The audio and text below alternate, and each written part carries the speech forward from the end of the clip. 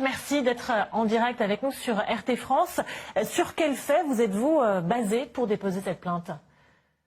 Alors, on s'est fondé sur les éléments que nous ont apportés nos clients, c'est-à-dire les victimes, des éléments anciens et puis des éléments plus récents. Concernant l'enlèvement, la torture et l'assassinat d'Ibé, déjà on s'est fondé sur les déclarations d'Ibrahima Coulibaly lui-même, puisqu'au moment de mourir, juste avant, il a déclaré dans un média « c'est Guillaume Soro qui m'attaque ». Après, le lendemain, la photographie de son cadavre a été publiée dans un quotidien très proche de Soro. Et puis, en 2015, on a un enregistrement avec deux personnes qui parlent. Et ces voix sont attribuées à Bassolé d'un côté et à Guillaume Soro d'un autre côté. Et la voix attribuée à Guillaume Soro ironise sur la mort d'Ibé. En disant est-ce qu'on en serait là s'il était encore ici.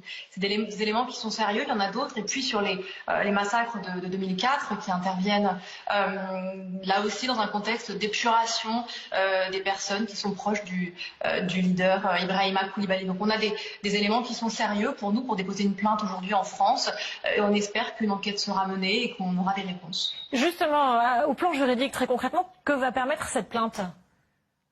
Alors sur le plan juridique, comme il s'agit de crimes et de crimes graves, on demande la saisine d'un juge d'instruction sans passer par le parquet pour que des actes d'enquête soient diligentés, pour entendre les victimes, puisque nous on a 6 personnes qui ont décidé de porter plainte aujourd'hui, certaines concernant les faits de 2004, les massacres, les crimes de guerre, et puis d'autres concernant la disparition d'Ibé et de ses compagnons. Donc ce qu'on espère nous, c'est que Guillaume Soro, qui est en France, sera entendu, qu'il aura à répondre des soupçons qui pèsent sur lui aujourd'hui et que la justice sera sereine pour traiter cette affaire. Parce que justement, votre plainte, en fait, elle va permettre de réclamer la désignation d'un juge d'instruction qui mènera les investigations, et ça sans passer par une enquête préliminaire du parquet. Donc finalement, c'est une enquête qui se ferait plus rapidement? Plus rapidement, je ne sais pas. En tout cas, c'est une enquête qui devrait se faire.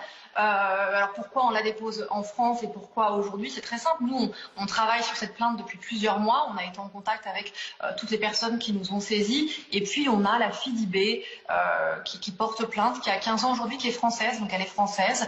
Et elle comprend pas pourquoi les personnes qui ont commandité l'assassinat de son père et qui l'ont assassiné n'ont jamais été entendues. Donc Guillaume Soro est en France, ça nous donne compétence pour porter plainte maintenant, et puis il n'a plus de mandat puisqu'il avait fait jouer en 2015 lors d'une plainte son immunité. Aujourd'hui il n'y a plus d'immunité, et parce que j'ai entendu qu'on instrumentalisait la justice, je ne crois pas. On a une victime française, Guillaume Soro est ici, et lui n'a pas hésité il y a quelques mois, en janvier, à déposer plainte en France contre le procureur ivoirien, donc voilà. C'est parce qu'il réside justement en France depuis fin 2019 que vous avez aussi décidé de déposer cette plainte?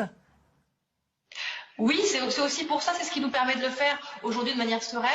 On considère également que sa fille est la victime directe de l'assassinat, donc on aurait pu, même s'il n'avait pas été là, déposer la plainte, mais c'est vrai que c'est un bon concours de circonstances. Donc c'est pas une plainte d'opportunité, c'est les victimes, ça fait des années et des années qu'elles se battent pour essayer de mettre un terme à l'impunité, mais en tout cas, pour nous, aujourd'hui en France, c'est le bon moment, et puis on a beaucoup travaillé, on est prêt, c'est aussi pour ça. Est-ce que vous pensez, au plan diplomatique, que la France puisse vraiment intervenir alors que Guillaume Soro est candidat à la prochaine élection présidentielle en Côte d'Ivoire? Écoutez, je l'espère. On a des actes qui sont extrêmement graves, on a des soupçons qui sont réels, on a une victime française, on a des crimes qui sont atroces. Donc j'espère que la justice française se penchera sur cette affaire en dépit du calendrier électoral ivoirien, parce que c'est pas pour cette raison que nous on porte plainte, on n'est pas des pantins. On a des personnes qui nous ont contactés, qui ont souffert pour certaines dans leur chair, en tout cas qui ont perdu des êtres très proches. Donc on espère que la justice française saura se saisir de cette plainte. Et vous ne craignez pas que la Côte d'Ivoire puisse accuser Paris d'ingérence? C'est pas la question. Et puis de toute façon, la Côte d'Ivoire pourra accuser Paris d'ingérence.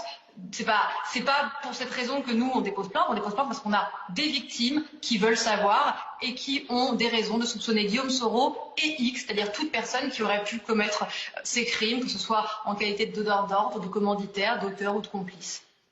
Merci beaucoup d'avoir pris le temps de répondre à nos questions, Noémie Saïdi-Cotier. Je rappelle que vous êtes avocate d'une des familles